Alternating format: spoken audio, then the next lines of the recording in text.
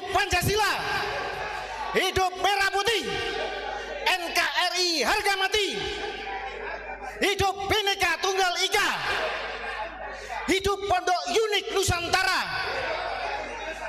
Panjang umur untuk Mama Ghufron dan seluruh warga Pondok Keluarga Besar Unik Nusantara. Allahumma amin.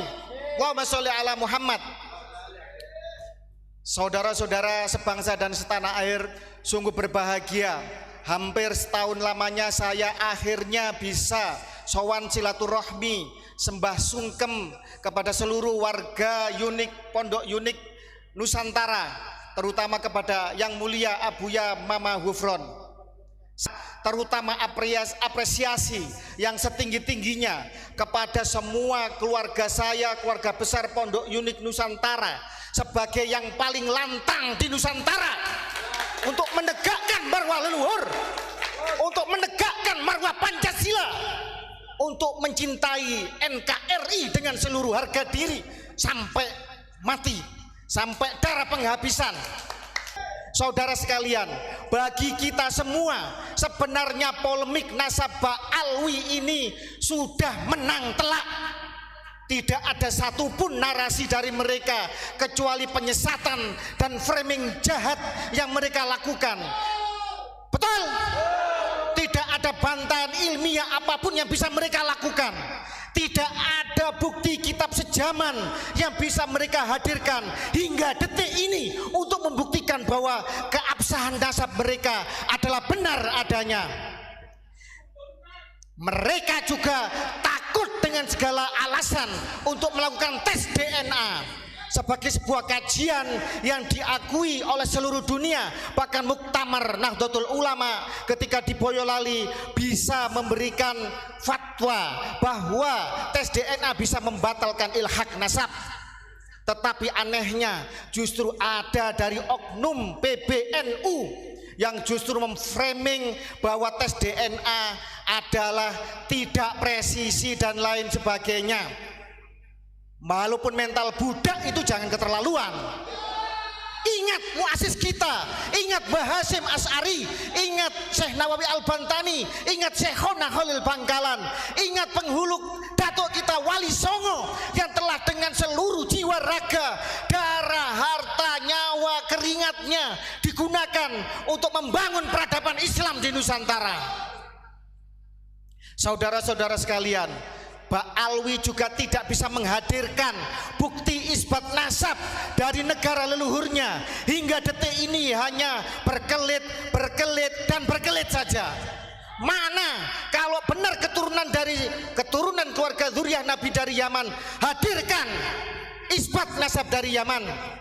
Kalau benar bahwa Sayyid Ahmad bin Isa hijrah dari Irak ke Yaman, hadirkan isbat nasab dari Irak. Jangan ngaku cucu Nabi distempel di Jakarta. Emangnya Nabi orang Jakarta?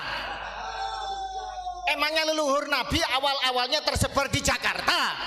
Mikir para muhibbin, Anda sedang diperbudak. Sadarlah Anda.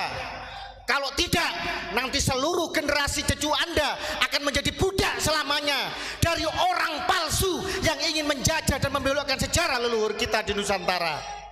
Allahu Akbar. Saya datang ke sini sebenarnya mau bertanya, kenapa Mama Ghufron, Abuya Mama Ghufron yang kita cintai bersama sampai meminta maaf, padahal beliau sama sekali tidak bersalah apapun di dalam narasi di Nusantara ini. Itu yang mau saya tanyakan.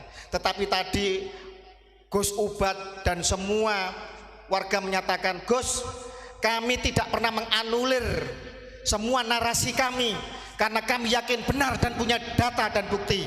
Tetapi kami sadar bahwa kami telah membuat kegaduhan dan kami ingin membawa Nusantara menjadi damai kembali, untuk kembali diluruskan di dalam narasi yang sebenar-benarnya tentang pembelokan sejarah dan pengakuan palsu nasab Nabi di Nusantara ini.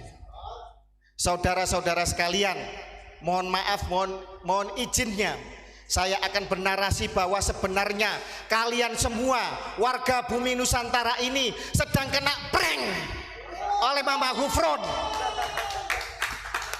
Mama Hufron seorang pemimpin besar, seorang tokoh spiritualis yang rela menjadikan dirinya menjadi tumbal bagi Pancasila di Nusantara. Polemik nasab ini sudah berjalan lama saudara-saudara, tetapi semua seolah tertutup hanya di media sosial saja. Siapa yang membaca tesisnya Kiai Imad? Siapa yang membaca tulisan kami tentang DNA bahwa mereka bukan keluarga Nabi tetapi dari keluarga Yahudi? Semua seolah ditutupi, seolah kemudian hanya menjadi kasak kusuk di tingkatan media sosial. Tetapi kemudian hadir Mama Hufron. Gus, kalau ini tidak ada gebrakan, tidak ada kontroversi, maka media mainstream, maka para petinggi negara tidak akan melek matanya. Para muhibbin tidak akan sadar. Kemudian Mama Hufron mengaku sebagai keturunan Syekh Nawawi Al-Bantani, tapi kemudian kena prank saudara-saudara. Beliau ini anak angkatnya salah satu keturunan Syekh Nawawi Al-Bantani. Keturunan itu artinya dari atas turun ke bawah. Apa yang turun itu? Bisa sanad ilmu, bisa faktor keturunan atau genetis. Jadi jangan salah, ngaku keturunan ini bukan berarti keturunan darah. Karena Mama Hufron juga punya catatan nasab keluarganya. Dan juga punya bukti kesaksian bahwa beliau juga diambil anak angkat oleh salah satu keluarga Syekh Nawawi Al-Bantani yang ada di Mauk, Tangerang. Jadi semuanya kena prank. Itu prank pertama.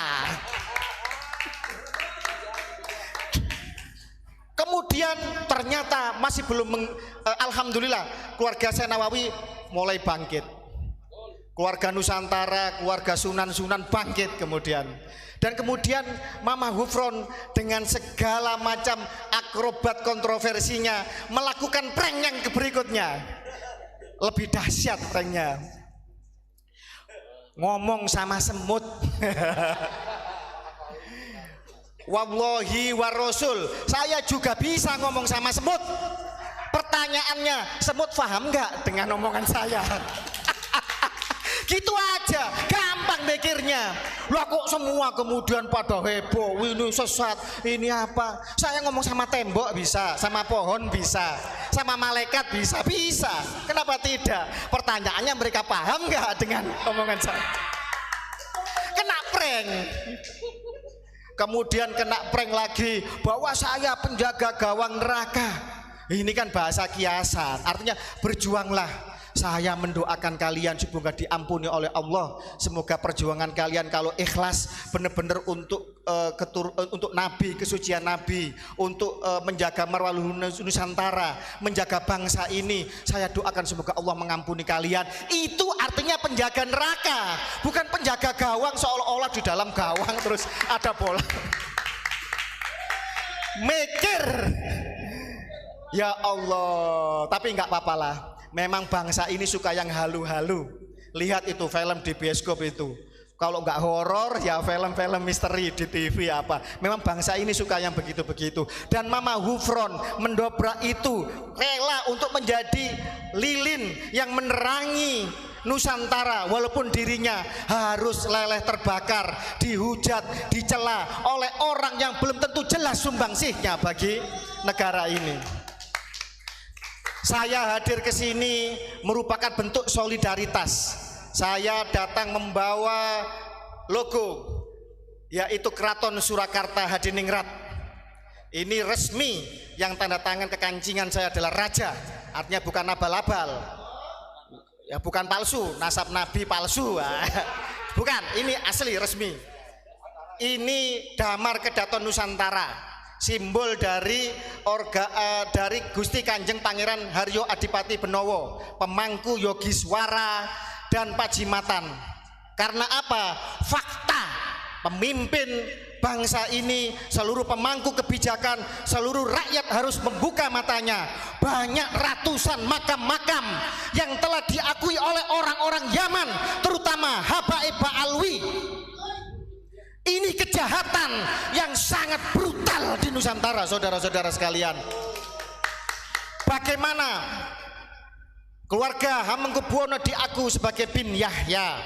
KRT Sumodiningrat jelas makamnya telah dirubah menjadi bin Yahya. Kemarin di Nitian, alap-alap Mataram.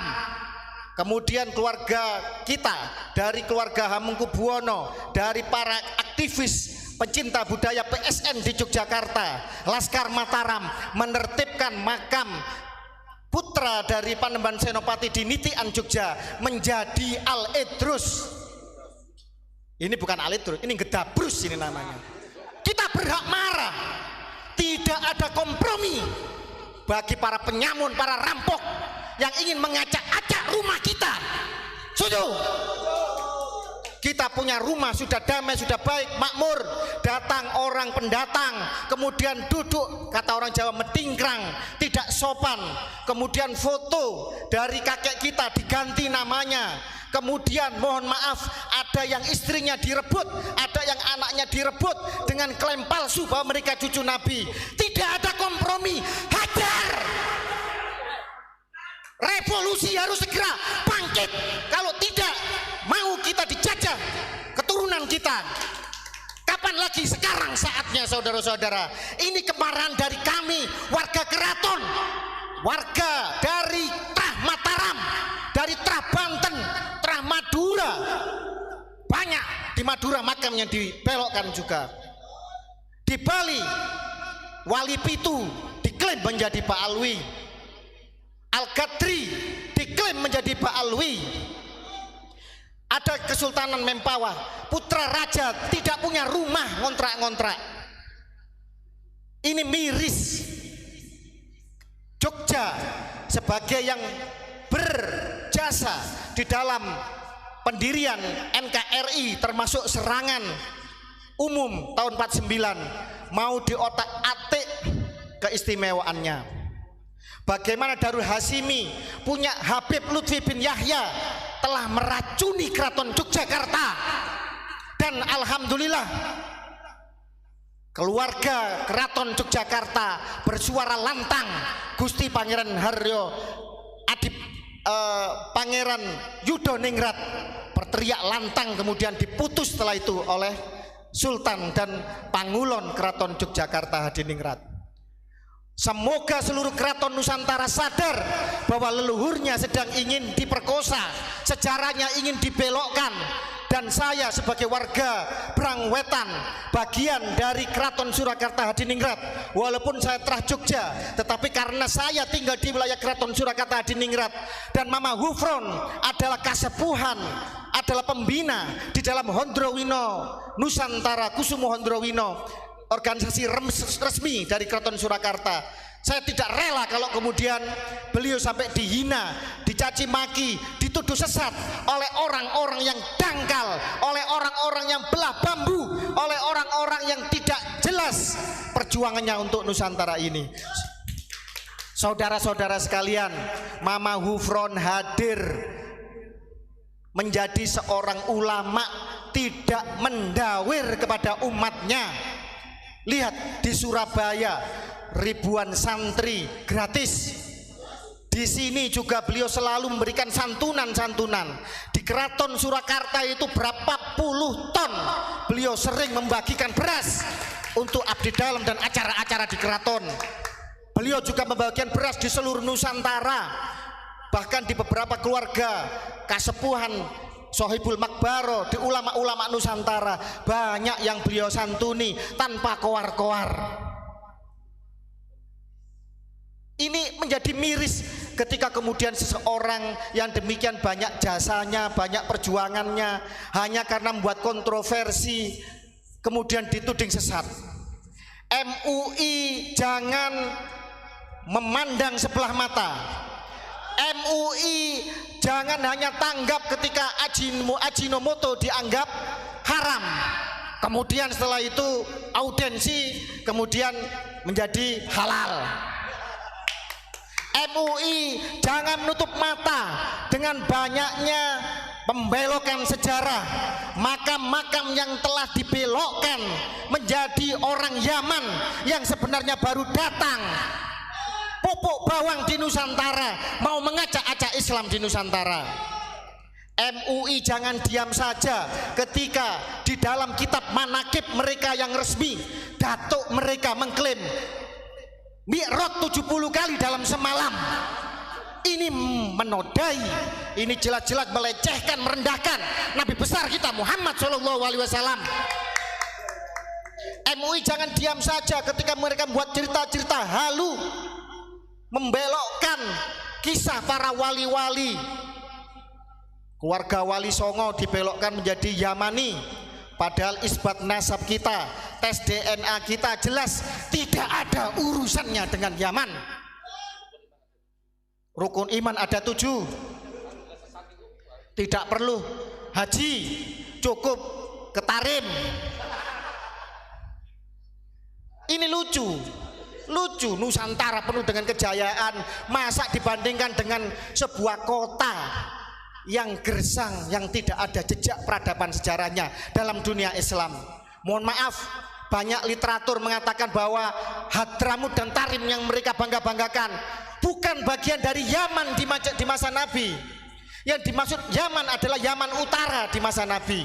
Sebagaimana ketika Quran menyebut Rum, itu adalah Romawi Timur, Bizantium yang beribu kota di Konstantinopel, bukan Romawi Barat yang telah runtuh 1 abad sebelum Nabi dilahirkan yang beribu kota di Roma. Sekarang karena penjajahan, karena pembelok, karena faktor geopolitik, kemudian akhirnya Hadramut dan sekitarnya menjadi Yaman Selatan. Padahal dulu di zaman Nabi mereka bukan Yaman. Hadramut ya Hadramut, Yaman ya Yaman. Ini penyesatan model seperti ini sebenarnya sudah saya kupas tuntas dalam banyak tulisan saya, saudara-saudara sekalian. Jadi MUI sekali lagi jangan belah bambu, jangan pilih kasih, jangan tebang pilih. Kalau Mama Hufron yang bicara dengan semut dianggap sesat, bagaimana yang Mi'raj 70 kali dalam semalam? Rukun iman ada 7, haji di Tarim bisa memadamkan api neraka. Ini narasi yang jahat, doktrin perbudakan spiritual yang mengakibatkan kapitalisme agama, dan korbannya adalah warga bangsa pribumi Nusantara.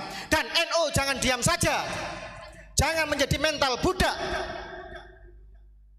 NU dengan seluruh muasisnya adalah para pejuang, para pemimpin besar, seorang yang alim tadi sudah dikupas bahwa NU lah yang menyelamatkan Ba'alwi dari deportasi. Karena jelas mereka tidak ada jejaknya pada tanggal 28 Oktober 1928 Sumpah Pemuda.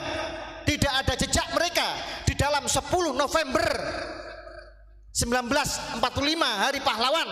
Di dalam Hari Santri Resolusi Jihad juga tidak ada. Di dalam PPKI Persiapan Kemerdekaan Indonesia tidak ada. Di dalam revolusi menghadapi penjajah Belanda, agresi militer pertama, kedua juga tidak ada. Tiba-tiba sekarang merah putih dari mereka, hari kemerdekaan dari mereka, lagu kebangsaan dari mereka. Kadzabul akbar, saudara-saudara sekalian. Dan ini jangan diam saja, para sejarawan juga sudah mengupas ini. Jangan karena tersandera oleh kepentingan politik, jangan karena punya besan, punya guru dari kalangan mereka kemudian diam saja. Masalah nasab, klaim sebagai cucu Nabi tidak ada urusannya dengan ilmu dan makom. Yang berguru kepada Ba'alwi boleh, boleh. Berguru pada siapa saja boleh, sampai ke negeri Cina kalau perlu.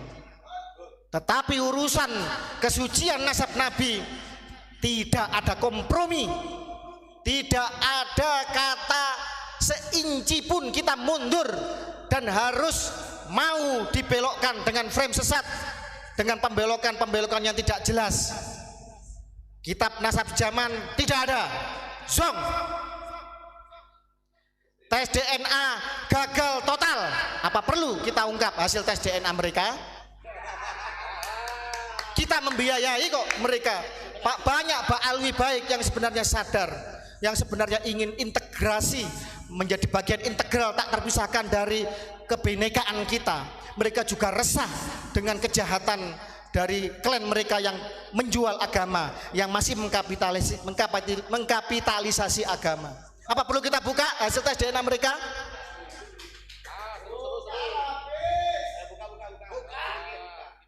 Yang ketiga, mana isbat mereka dari Yaman dan dari Irak?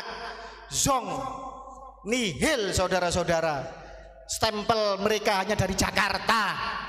Dan ini kebodohan, kelucuan yang menggelikan. Lah kok masih banyak yang percaya? Ayo pribumi bangkit. Kalian keturunan dari sebuah bangsa yang besar, yang jejak peradabannya jelas. Agama Hindu bukan dari Nusantara, tetapi bangunan ornamen Hindu terbesar ada di Nusantara. Agama Buddha bukan dari Nusantara, tetapi ornamen Buddha terbesar dari Nusantara. Islam bukan lahir di Nusantara, tetapi Islam tumbuh subur berkembang mayoritas, memiliki ornamen kebudayaan bangunan masjid terbesar di dunia. Piramid yang patahnya bangunan paling tua, paling megah, paling mengagumkan di Nusantara ada piramid Gunung Padang yang usianya menurut ilmu arkeologi 3 kali lebih tua dari piramid di Mesir, di Gunung Padang. Banggalah kalian kepada leluhur kita Nusantara yang melahirkan Bhinneka Tunggal Ika, yang melahirkan peradaban yang luhur hingga sekarang, dan kita menjadi bangsa yang besar, bangsa yang makmur. Dan ini menuju generasi emas, menuju kepada periode emas, periode kemakmuran. Jangan sampai negaranya makmur, kalian hanya menjadi budak. Yang menikmati adalah mereka-mereka yang mengatakan bahwa kami adalah majikan kalian, kalian harus menyembah, mencium kaki kami. Itu sudah terjadi. Di mana harga diri kalian? Inlander, Honden and Inlander, Verboden, luar biasa itu. Sampai tadi mengatakan hal Solo. Mereka tidak saja membelokkan sejarah, mereka mau mengkooptasi Nusantara seolah Nusantara bagian dari Tarim, bagian dari Hadramut. Mereka menggunakan hall-hall tiap kota. Seorang Habib di Solo menjadi hall Solo, di Gresik hall Gresik. Di Gresik itu ada Sunan Gresik, Syekh Sayyid Maulana Malik Ibrahim. Kok berani-beraninya mereka mengklaim hall Gresik? Di Solo itu ada Ki Ageng Genis, ada Ki Ageng Selo, keturunan dari Wali Songo. Ada PB 10 yang sangat berjasa kepada Nusantara. Mbah Min Haj, banyak di Solo wali-wali besar. Kemudian menjadi hall Solo. Mohon maaf, di Pasuruan ada Masjid Sepuh peninggalan dari Adipati Nitya Diningrat pertama bin Pakubuwono kedua. Adipati Pasuruan telah menjadi Masjid Assegaf. Di Solo ada Masjid Sepuh PB 10 menjadi Masjid Assegaf.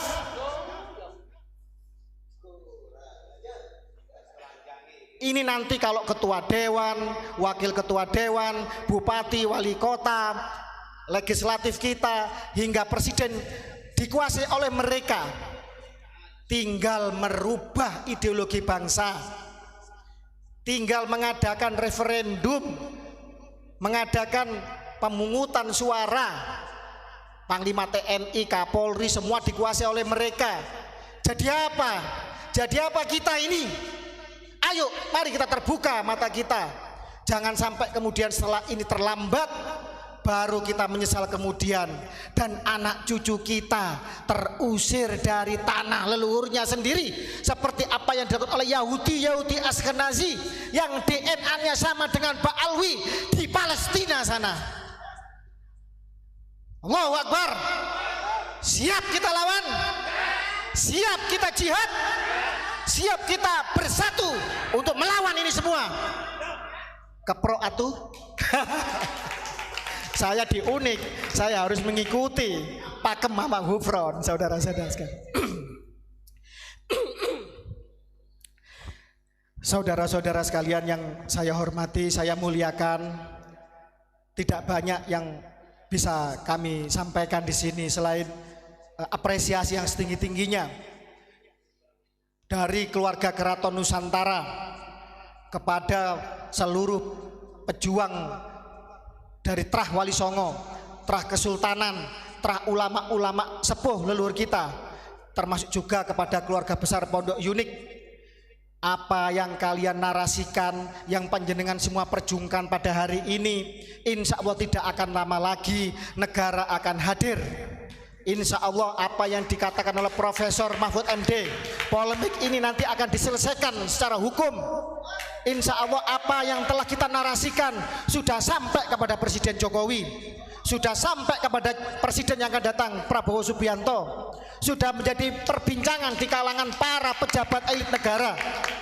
Mereka masih mencintai NKRI, mereka masih menjadi garda setia dari Pancasila.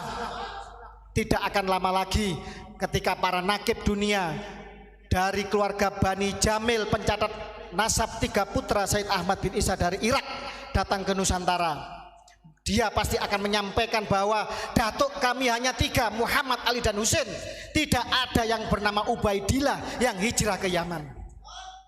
Nanti akan hadir nakib dari Yaman untuk menunjukkan bukti fakta sejarah bahwa mereka tidak pernah diakui sebagai bagian keluarga besar Nabi di Yaman sana. Juga akan hadir insya Allah Ketua Nakib Dunia Sayyid Munir dari Turki, Hasimiyun. Turki adalah bekas Khilafah Utsmani. Di sana pencatat nasab Nabi dilakukan berabad-abad selama eksistensi Utsmani. Dan insya Allah semua akan hadir di Indonesia, di Nusantara untuk menjelaskan kepada mereka-mereka yang bermental inlander bahwa Ba'alwi bukan keturunan Nabi Muhammad SAW. Kalau yang ngomong Gus Fakih Mukodam, Fakih Wirahadiningrat, mereka tidak percaya. Hidungnya pesek, mukanya pribumi, kayak begitu. Ah, lu siapa? Yang ngomong Mama Hufron, Gus Ubad, Gus Ilyas, Gus Imo dan keluarga besar Unik, mereka nggak percaya. Yang ngomong Kiai Imaduddin, walaupun pengarang kitab kelas dunia, puluhan kitabnya dicetak, digunakan di luar negeri, mereka tidak percaya. Karena mentalnya inlander. Kalau ketemu orang mata sipit, mereka minder. Wah, ini lebih lihai dalam berbisnis. Kalau ketemu orang matanya biru, rambutnya pirang, wih, ini lebih jenius dalam ilmu pengetahuan.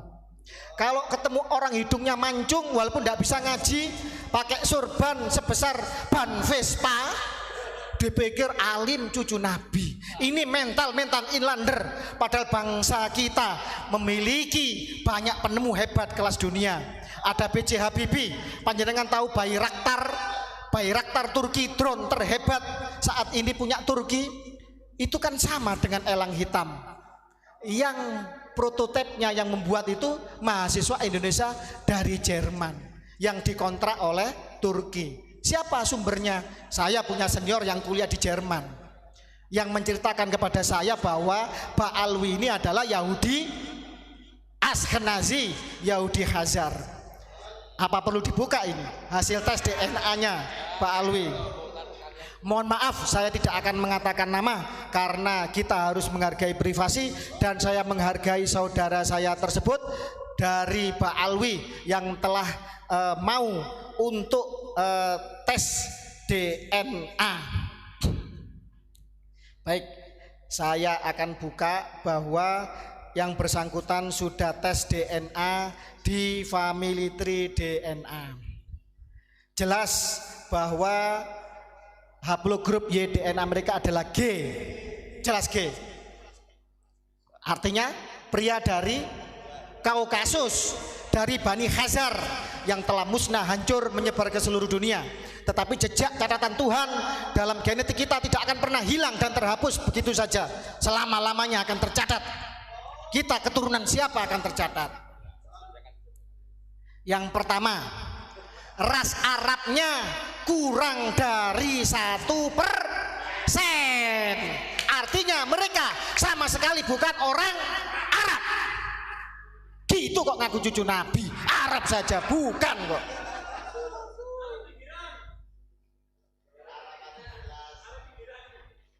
Ras Nusantaranya itu ada 24,6%. Nenek-neneknya memang kemungkinan keluarga besar Wali Songo. Makanya masih ada kebajikan di dalam dirinya, masih ada kerendahan hati dan ingin berintegrasi dengan semua suku di Nusantara. Aplaus untuk dia. Monggo, Allahu Akbar. Kita doakan yang bersangkutan panjang umur dan menjadi contoh bagi Ba'alwi yang lain untuk kembali ke dalam pangkuan Nusantara kita.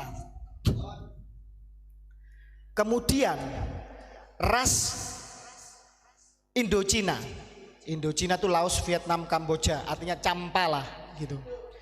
Itu ada 8,6%. Kemungkinan mutasi genetik keluarga Wali Songo kan dari sini. Oke. Kemudian Myanmar, loh kok aneh, kok Myanmar khusus, kok bukan bagian dari Asia Tenggara? Tenang dulu, Myanmar ini adalah dimaksud adalah Rohingya.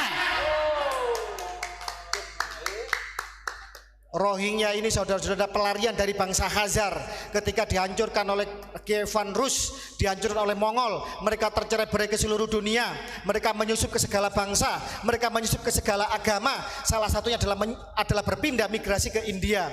Di zaman Syekh Jalaluddin Akbar, mereka membuat kisruh di India, kemudian diusir ke India Timur yang sekarang menjadi Bangladesh, yang waktu itu masih negeri entah berantah. Kemudian mereka ngisru lagi, kemudian akhirnya mereka dimusuhi dan oleh Inggris mereka kemudian dibawa migrasi ke Myanmar. Saudara-saudara sekalian, di Myanmar itu ada 3 suku yang beragama Islam selain Rohingya. Tetapi kenapa hanya Rohingya yang dianggap sebagai ekstremis? Karena mereka ngisru, karena mereka ingin memberontak, karena mereka ingin memisahkan diri, ingin mengkapling wilayah, mengklaim sejarah di dalam Myanmar kita. Makanya kemudian mereka diperangi. Itu masih baik pemerintah Myanmar.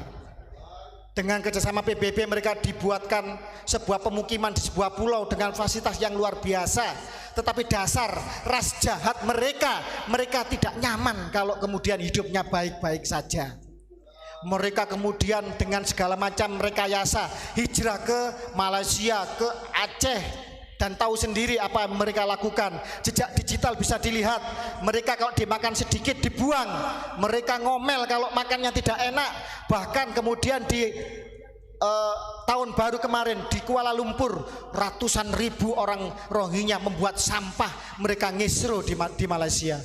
Dan sekarang menjadi persoalan serius, menjadi perbincangan. Orang Malaysia bingung bagaimana cara mengusirnya. Ba'alwi ini 18% sama dengan ras Myanmar. Ini adalah ras Bani Khazar yang hijrah ke Myanmar. Kemudian ada Middle East. Middle East ini Timur Tengah. Ini ras mayoritas, hampir 50%, 45,6%. Ini Southern Levant, Anatolia, Armenia, dan Mesopotamia. Apa yang dimaksud dengan Levant itu? Wilayah mana Levant itu? Adalah wilayah Israel sekarang itu. Israel sekarang bukan dihuni mayoritas oleh orang-orang Yahudi keturunan Ibrahim, tetapi dihuni oleh orang-orang ras genetik Khazar dari Kaukasia. Dan ini terbukti di dalam Ba'alwi kita di Indonesia, ras mereka mayoritas sama dengan orang-orang Levant. Armenia di Kaukasia adalah bekas kewilayahan dari Khazar juga. Ras bangsa Khazar yang menjadi Yahudi Askenazi, Yahudi Separdi, Yahudi Kaifeng dan lain-lain yang menyusup di segala bangsa dan segala agama. Mereka di Hindu Ngesru membuat Bharatiya Janata yang sekarang rasis, banyak menggusur masjid di India. Mereka kemudian masuk di agama Kristen, membuat Protestan, membuat segala macam sekte yang itu menyesatkan. Mereka kemudian menyusup di dalam Islam, tidak tanggung-tanggung ngaku cucunya Nabi Muhammad SAW. Ayo, ini ilmu pengetahuan, ini data, dan ini pembuktian. Sekarang kita balik, mana Pak Alwi buktinya kalau ente adalah cucunya Nabi Muhammad SAW. Saya ulang, mana isbatnya dari Yaman dan Irak? Mana hasil tes DNA ente? Kalau ente berani tes DNA dong. Masa imam, katanya imamnya nyuruh tes DNA, menantunya bilang haram. Ini kan dagelan namanya. Hanya orang goblok yang bisa ditipu dengan dagelan-dagelan menyesatkan seperti ini. Mana kitab sejaman ente yang katanya ente cucu Nabi, sudah diisbat, sudah di... Tidak ada. Internal itu pun telat. Sudah internal telat. Masih mempertanyakan. Itu ada itu katanya cucunya PKI itu, budaknya Pak Alwi itu.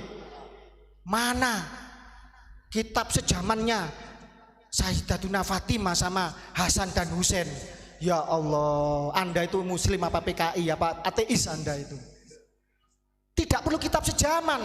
Kalau yang ngomong adalah hadis, adalah yang ngomong adalah kitab-kitab sirah nabawiyah sendiri. Kok masih tanya kitab sejaman? Ini putrinya Rasulullah, ini cucunya Rasulullah, ditanya kitab sejaman. Ini budak.